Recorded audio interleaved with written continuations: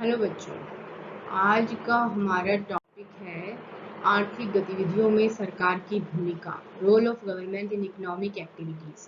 कि आर्थिक गतिविधियों में सरकार को किस भूमिका को वहन करना चाहिए, सरकार को हस्तक्षेप करना चाहिए आर्थिक गतिविधियों में या नहीं करना चाहिए। तो प्रोफेसर आर्थर लेविस ने ये कहा कि कोई देश अपनी बुद्धिमान सरकार के सक्रिय सहयोग के बिना आर्थिक विकास नहीं कर सकता है। लेविस का ये मानना था कि जब तक सरकार आर्थिक क्षेत्र में हस्तक्षेप नहीं करेगी, देश का विकास संभव नहीं है। तो ये जो विषय है कि आर्थिक क्षेत्र में या आर्थिक गतिविधियों में सरकार को हस्तक्षेप करना चाहिए या नहीं करना चाहिए, ये प्राचीन काल से ही एक विवाद का विषय रहा है। कुछ अर्थशास्त्री कहते हैं कि सरकार को आर्थिक क्षेत्र में या आर्थिक गतिविधियों में हस्तक्षेप करना चाहिए, ये जरूरी है। और कुछ का ये मानना है कि आर्थिक क्षेत्र में यदि सरकार हस्तक्षेप करती है तो इसे व्यक्तिगत स्वतंत्रता का हनन होता है, इसलिए सरकार को हस्तक्षेप नहीं करना चाहिए। परंतु विचार विमर्श के बाद बहुमत इस बात का समर्थन करता है कि आर्थिक क्षेत्र में सरकार को हस्तक्षेप करना चाहिए, क्योंकि राज्य क्या है, एक सार्वजनिक संस्था है और प्रत्येक नागरिक उसका अंग है। अतः नागरिकों के हितों की रक्षा करना सरकार का कर्तव्य हो जाता है। इसलिए हर सरकार को, चाहे वो अल्प विकसित देश हो या विकासशील देश हो या विकसित देश हो, सरकार को आर्थिक गतिविधियों में हस्तक्षेप करना चाहिए। और यदि बात करें अल्प विकसित या विकासशील देशों की, तो इन देशों की सरकारों का तो आर्थिक क्षेत्र में हस्तक्षेप करना अवश्यंभावी बन जाता है, उन्हें तो बहुत जरूरी हो जाता है, क्योंकि इन देशों को विकसित देशों के साथ प्रतियोगिता करनी पड़ती है। तो यदि इनको हम निजी व्यक्तियों के हाथों में छोड़ देंगे तो वो लाभ की भावना से काम करेंगे और इससे सामाजिक और राष्ट्रीय लाभ के जो मुद्दे हैं वो पीछे रह जाएंगे। इसलिए सरकार को आर्थिक क्षेत्र में हस्तक्षेप करना अनिवार्य हो जाता है। तो कहने का मतलब यह कि जहाँ तक विवाद का विषय है तो ये प्राचीन काल से चला आ रहा है। पहले अर्थशास्त्री ये कहते थे कि सरकार को यदि हस्तक्षेप करती है आर्थिक क्षेत्र में तो ये उचित नहीं होगा, क्योंकि सरकारी व्यय जो होता है वो अपव्ययपूर्ण और बर्बादीपूर्ण होता है, और व्यक्ति क्योंकि लाभ की भावना से कार्य करता है, इसलिए वो सारे के सारे निर्णय सोच समझकर और सही ढंग से लेता है। तो ये एक विवाद का विषय है, परंतु बहुमत यही कहता है कि हर आर्थिक गतिविधि में या आर्थिक गतिविधियों में सरकार को हस्तक्षेप करना चाहिए, तभी देश विकास की गति पर आगे जा सकता है। अभी हम ये देखते हैं कि विभिन्न समायोजों में वणिकवाद ने क्या कहा, परंपरावादी अर्थशास्त्रियों ने क्या कहा, नव परंपरावादी अर्थशास्त्रियों के टाइम क्या हुआ। तो जो ये विवाद था ये किस प्रकार से चला, तो सबसे पहले वणिकवादी विचारधारा को लेते हैं, जिसमें 15वीं शताब्दी तक वणिकवाद का बोलबाला या मर्केंटाइलिज्म था।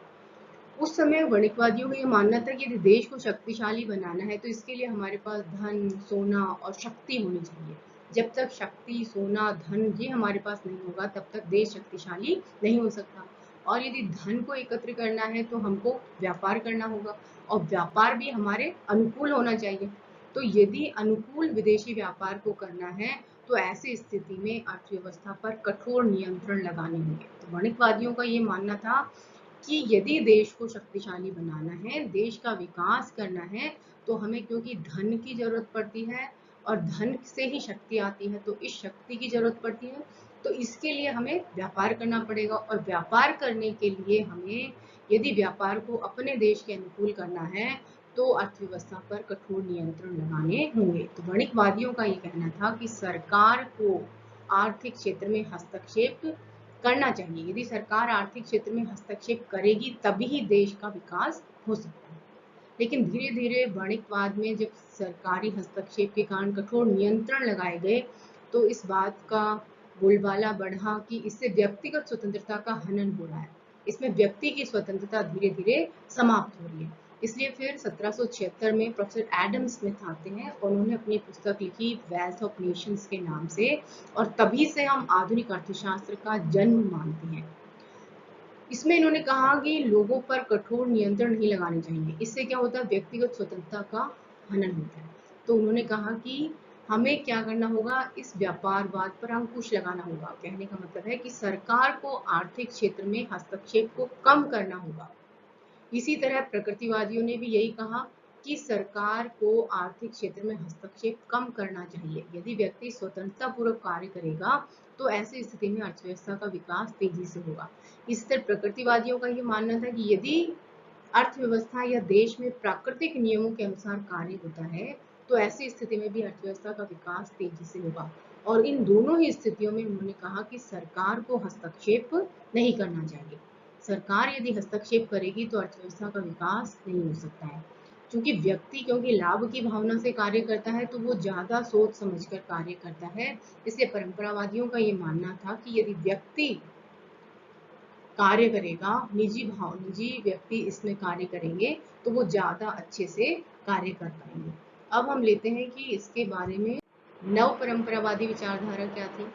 नव परंपरावादी अर्थशास्त्रियों में आते हैं प्रोफेसर कीन्स। प्रोफेसर कीन्स ने सबसे पहले कहा कि जब 1930 की विश्वव्यापी मंदी के समय उन्होंने कहा कि यदि इस मंदी से बाहर निकलना है तो हम इसमें सरकार को हस्तक्षेप करना पड़ेगा। क्योंकि मंदी का तात्पर्य यह था कि उस समय लोगों की क्रय शक्ति बिल्कुल समाप्त हो चुकी थी। वस्तुओं की कीमतें बहुत कम होने के बावजूद लोग उसको खरीद नहीं पा रहे थे। तो कीन्स ने कहा कि इस विश्वव्यापी मंदी से बाहर निकलने का केवल एक ही रास्ता है कि हम प्रभावपूर्ण या इफेक्टिव डिमांड को बढ़ाएं, प्रभावपूर्ण मांग को बढ़ाएं। और प्रभावपूर्ण मांग तभी बढ़ सकती है जब लोगों के पास आय होगी या क्रय शक्ति होगी। और आय तब होगी जब लोगों को रोजगार मिलेगा। और रोजगार बढ़ाने के लिए सरकार को हस्तक्षेप करना होगा। सरकार को भारी मात्रा में निवेश करना होगा। क्योंकि इतना बड़ा इन्वेस्टमेंट और वो भी मंदी के समय निजी निवेशक बिल्कुल नहीं करेंगे। क्योंकि निजी निवेश जो होता है वो लाभ की भावना पर कार्य करता है। तो ऐसी स्थिति में क्योंकि निजी निवेशक इन्वेस्टमेंट नहीं करेंगे और मंदी से बाहर निकलने का एक ही रास्ता है कि हम प्रभावपूर्ण मांग को बढ़ाएं।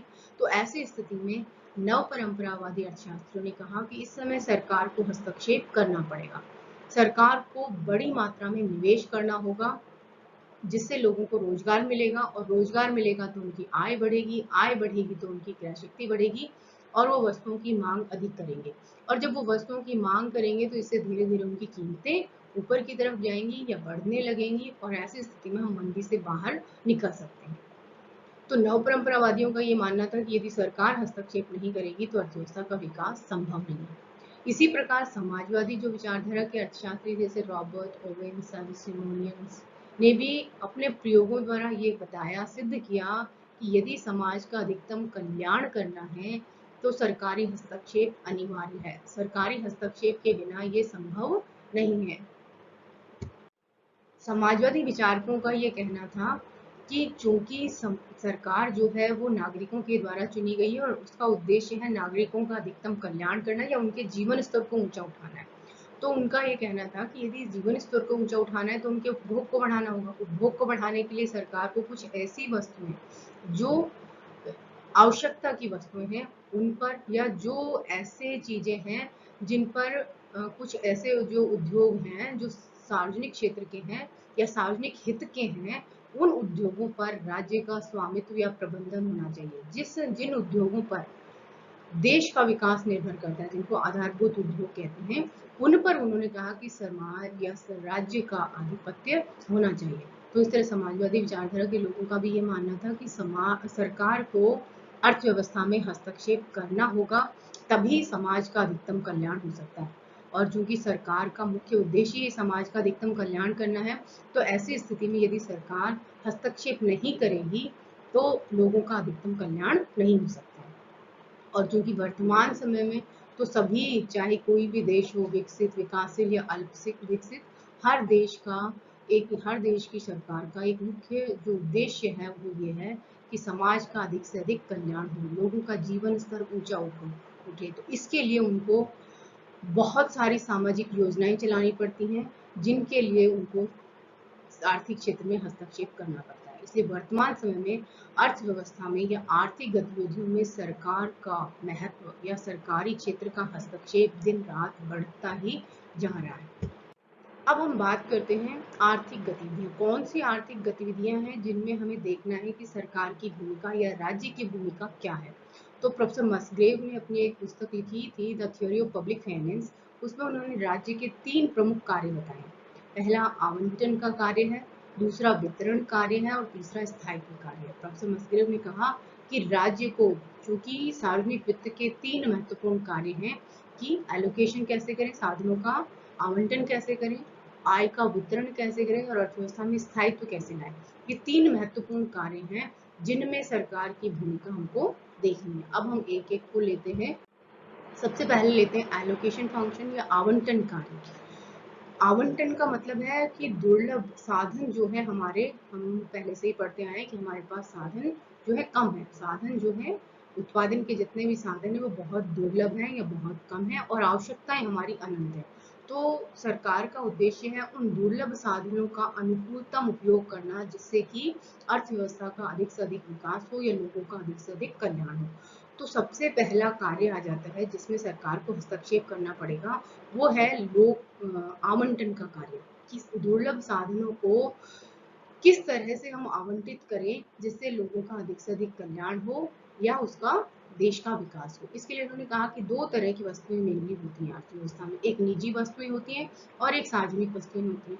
तो इन दोनों की दोनों, सार्वजनिक वस्तुओं का मतलब है जिनका सभी लोग उपभोग करते हैं, समाज के सारे लोग उपभोग करते हैं और उपभोग करने से इसमें एक्सक्लूजन या अपवर्जन का नियम लागू नहीं होता है कि यदि एक व्यक्ति ने उपभोग किया तो ऐसा नहीं कि दूसरा व्यक्ति उससे वंचित हो जाएगा, सारे व्यक्ति समान रूप से उसका उपभोग कर सकते हैं। और निजी वस्तुएं वो होती हैं जो बाजार तंत्र के द्वारा संचालित होती हैं, मतलब जिनका निर्धारण या जिनका उपयोग हम कीमत देकर या भुगतान करके ही कर सकते हैं। सार्वजनिक वस्तुओं का उपभोग हम बिना उपभोग के या निःशुल्क कर सकते हैं, लेकिन निजी वस्तुओं का उपभोग हम कीमत के अदा करने पर ही कर सकते हैं। तो इन्होंने कहा कि मेनली समाज में 2 ही तरह की वस्तुएं होती हैं, निजी वस्तुएं और सार्वजनिक वस्तुएं। तो सरकार का कार्य है इन दुर्लभ साधनों को इन दोनों वस्तुओं में आवंटित करना कि कितनी मात्रा में हमें सार्वजनिक वस्तुएं पैदा करनी है और कितनी मात्रा में निजी वस्तुएं पैदा करनी। इन दोनों वस्तुओं में साधनों का आवंटन किस प्रकार करें। तो इसने कहा कि लोक वित्त के माध्यम से या सार्वजनिक वित्त के माध्यम से उत्पादन के दुर्लभ साधनों को उपयोगी कार्यों में लगाया जाता है। इसके लिए सरकार कई तरह के रास्ते अपनाती है, जिसमें से पहला ये है कि अर्थव्यवस्था के विकास के लिए हमें आधारभूत ढांचे की आवश्यकता होती है, मतलब जो हमारा इंफ्रास्ट्रक्चर है वो मजबूत होगा तो इन्वेस्टमेंट बाहर से भी आएगा और देश में से भी निजी निवेश होगा।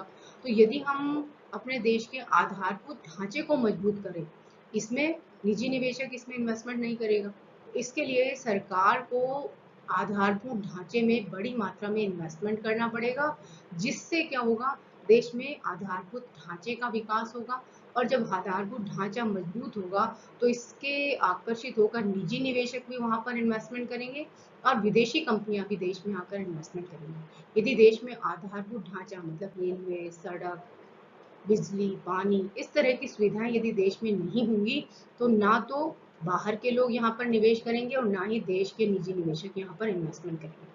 तो उन्होंने कहा कि सार्वजनिक वित्त के माध्यम से या सरकार जो है वो हस्तक्षेप क्या कर सकती है कि जो आधारभूत ढांचा है या देश के लिए जो वो आधारभूत उद्योग है उनमें इन्वेस्टमेंट करे, उनमें इन्वेस्टमेंट करेगी तो इससे क्या होगा, आधारभूत ढांचा मजबूत होगा। आधारभूत ढांचा मजबूत होने से बाहर से भी इन्वेस्टमेंट आएगा और देश में से भी निवेश बढ़ेगा, जिससे देश में इन्वेस्टमेंट बढ़ेगा तो लोगों को रोजगार मिलेगा, रोजगार मिलेगा तो उनकी आय बढ़ेगी, आय बढ़ेगी तो वस्तुओं की मांग बढ़ेगी।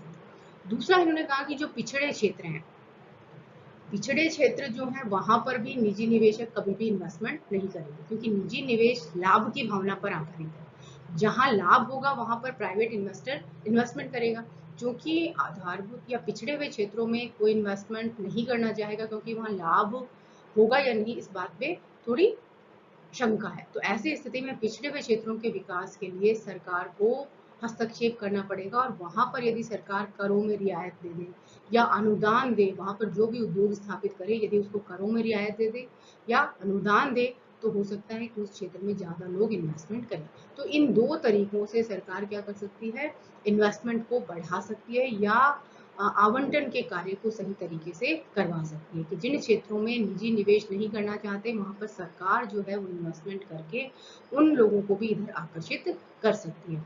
अब दूसरा हमारा कार्य आता है वितरण का कार्य। जब साधनों का आवंटन हो जाता है तो उसके बाद हमें ये देखना होता है कि उन साधनों के द्वारा जिन वस्तुओं या सेवाओं का उत्पादन हुआ उसका वितरण हम कैसे करें। तो सरकार का या अर्थव्यवस्था का या देश का एक प्रमुख उद्देश्य क्या होता है, आय और धन के वितरण की असमानता को कम करना। जिस देश में आय और धन के वितरण की असमानता जितनी कम होती है, वो देश उतना ही ज्यादा विकसित माना जाता है। मतलब विकास के लिए देश में आय और धन के वितरण की समानता बहुत जरूरी है। तो आय और धन के वितरण की असमानता को कम करने के लिए भी सरकार को हस्तक्षेप करना होगा। आय और धन के वितरण की असमानता दो कारणों से हो सकती है। पहला हो सकता है कि एक तो व्यक्ति की योग्यता में अंतर हो, दूसरा है आय को प्रदान करने वाले जो साधन है, या यूँ कहें कि उत्पादन के साधनों के स्वामित्व में अंतर, कि कुछ लोगों के पास उत्पादन के साधन है और कुछ के पास नहीं है। तो जो आय के योग्यता में जो अंतर है वो तो एक व्यक्तिगत कारण है, उसके कारण से लोगों की इनकम में जो ज्यादा एफिशिएंट होगा, जो ज्यादा कार्यकुशल होगा, उसको ज्यादा आय प्राप्त होगी, और जो कम कार्यकुशल होगा उसको कम आय प्राप्त होगी। तो ये तो एक व्यक्तिगत कारण है। परंतु विचारकों का मानना है कि आय और धन के वितरण में जो असमानता होती है वो सामाजिक व्यवस्था के कारण होती है। सामाजिक व्यवस्था हमारे जो उत्तराधिकार के नियम हैं उसके कारण से, या हमारे यहाँ पर जो धन और संपत्ति या उत्पादन के साधनों का जो स्वामित्व है वो कुछ हाथों में केंद्रित है, इसके कारण से हमारे यहाँ पर आय और धन के वितरण की असमानता पैदा होती है। तो इसके लिए अर्थव्यवस्था में अनेक कार्य किए जाते हैं। सरकार के द्वारा सार्वजनिक वित्त के माध्यम से एक आय और धन के वितरण को कम करने का प्रयास किया जाता है।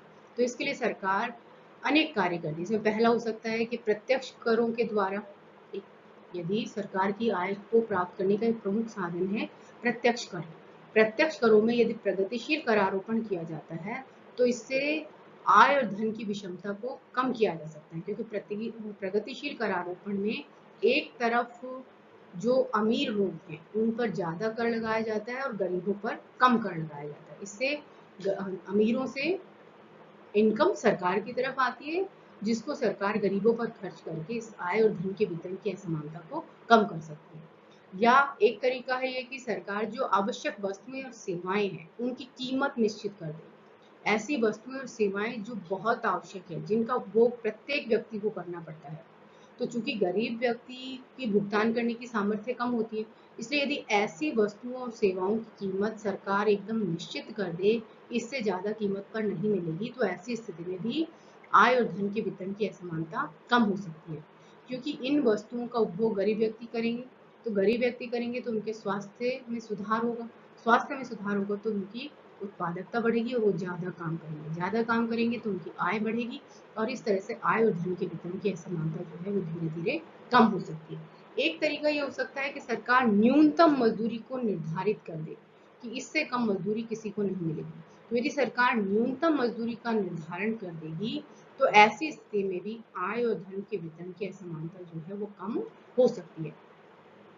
अब एक तरीका है कि जो करों के द्वारा या जो सरकार ने सार्वजनिक आय प्राप्त की, चाहे करों से चाहे गैर करों से, तो उस आय को जब सरकार व्यय करे तो व्यय इस प्रकार से करे कि जिसकी सहायता से गरीबों पर अधिक खर्चा हो और अमीरों पर कम। तो यदि सरकार निर्धन वर्ग पर ज्यादा खर्च करेगी तो ऐसी स्थिति में निर्धन वर्ग को एक तो आर्थिक सहायता मिलेगी, दूसरी तरफ उनको जिन वस्तुओं और सेवाओं के उपभोग से वो वंचित हो गए थे वो प्राप्त होंगी, शिक्षा प्राप्त होगी, उनका स्वास्थ्य सुधरेगा, जिससे उनका जीवन स्तर ऊंचा होगा या उनकी कार्यकुशलता बढ़ेगी, उनकी उत्पादकता बढ़ेगी, और ऐसी स्थिति में वो ज्यादा कार्य करेंगे, और ज्यादा कार्य करेंगे तो आय बढ़ जाएगी, और आय के बढ़ने से आय और धन के बीच में वितरण में जो गैप है कि एक तरफ बहुत अमीर है और एक तरफ बहुत गरीब है, तो वो वितरण में जो अंतराल है वो धीरे धीरे कम हो जाएगा। तो इस तरीके से सरकार डिस्ट्रीब्यूशन या वितरण कार्य के द्वारा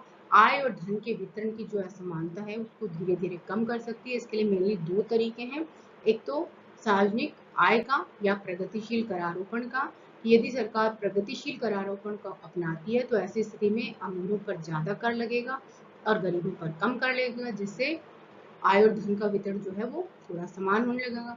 दूसरी तरफ जब सरकार खर्चा करे तो सार्वजनिक व्यय को इस प्रकार से करे जिससे कि निर्धन वर्ग पर अधिक खर्चा हो और अमीरों पर कम हो।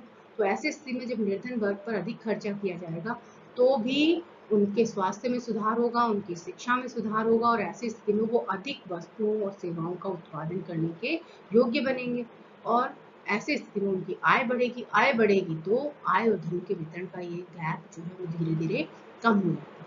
अब हम लेते हैं इसका तीसरा कार्य। सरकार का एक महत्वपूर्ण कार्य है या लोक वित्त का एक महत्वपूर्ण कार्य है स्थिरीकरण। अर्थव्यवस्था में स्थायित्व से तात्पर्य है कि अर्थव्यवस्था में तेजी और मंदी को नियंत्रित करना, कीमतों को बहुत ज्यादा बढ़ने और बहुत ज्यादा घटने से रोकना, इसको नियंत्रित करना। तो कीमत आर्थिक स्थायित्व का मतलब कीमतों का पूर्णतः स्थिर होना नहीं है, बल्कि कीमत स्तर का एक सीमा के अंदर घटना और बढ़ना, मतलब अनियंत्रित उतार चढ़ाव को हमें रोकना है। तो ऐसी स्थिति में देश का विकास तेजी से होगा। शास्त्रों का मानना है या विचारकों का मानना है कि अर्थव्यवस्था में जितना ज्यादा स्थायित्व होगा, अर्थव्यवस्था का विकास उतना ही तेजी से होगा।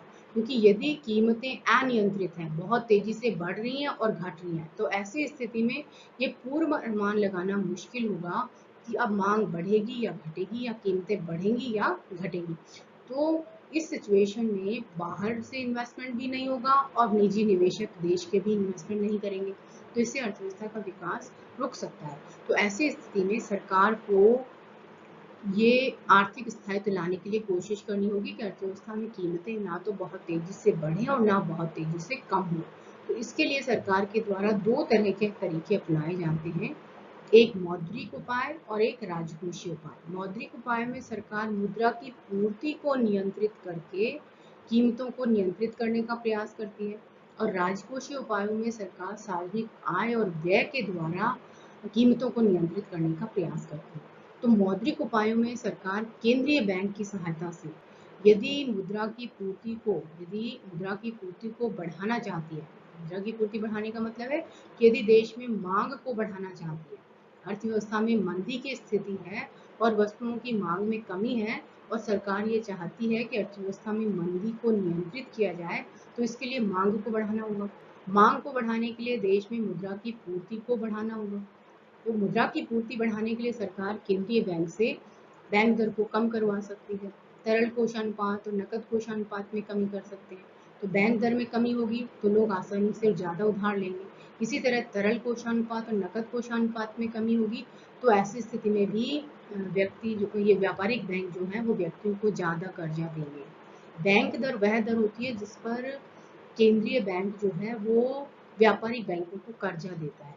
तो यदि केंद्रीय बैंक व्यापारिक बैंकों को कर्जा सस्ता देगा तो व्यापारिक बैंक लोगों को कर्जा सस्ता देंगे, और लोगों को कर्जा सस्ता देंगे तो लोग आसानी से उधार लेंगे, और जिससे वस्तुओं की मांग बढ़ेगी, और मांग बढ़ेगी तो उनकी कीमतें बढ़ेंगी। इसी तरह तरल कोषानुपात और नकद कोषानुपात भी व्यापारिक बैंकों के कोष होते हैं जो केंद्रीय बैंक के पास रखे जाते हैं।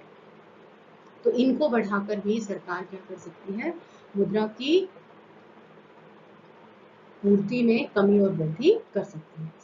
अब आता है राजकोषीय उपाय। तो राजकोषीय उपाय में सरकार एक तो करारोपण के द्वारा, यदि सरकार मांग को बढ़ाना चाहती है तो कर की दरों को सरकार कम कर सकती है।